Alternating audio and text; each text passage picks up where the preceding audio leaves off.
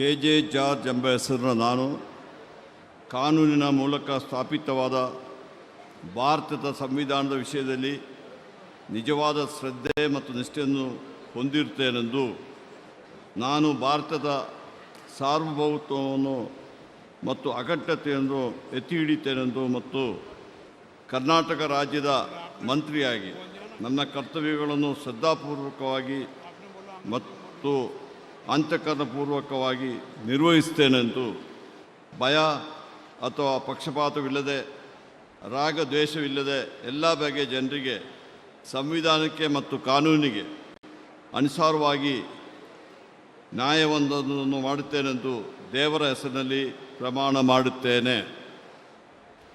ನಾನು KJ. George ಎಂಬ ಹೆಸರಿನ ನಾನು ಕರ್ನಾಟಕ ರಾಜ್ಯದ ಮಂತ್ರಿಯಾಗಿ ನನ್ನ ಪರ್ಯಾಲೋಚನೆಗೆ ತರಲಾಗುವ ಅಥವಾ ನನಗೆ ತಿಳಿದು ಯಾರೇ ವ್ಯಕ್ತಿಗೆ ಅಥವಾ ವ್ಯಕ್ತಿಗಳಿಗೆ ಪ್ರತ್ಯಕ್ಷವಾಗಿ ಅಥವಾ ಪರೋಕ್ಷವಾಗಿ ತಿಳಿಸುವುದಿಲ್ಲ ಅಥವಾ ಬಹಿರಂಗಪಡಿಸುವುದಿಲ್ಲ ಎಂದು ದೇವರ ಹೆಸರಿನಲ್ಲಿ ಪ್ರಮಾಣ ಮಾಡುತ್ತೇನೆ.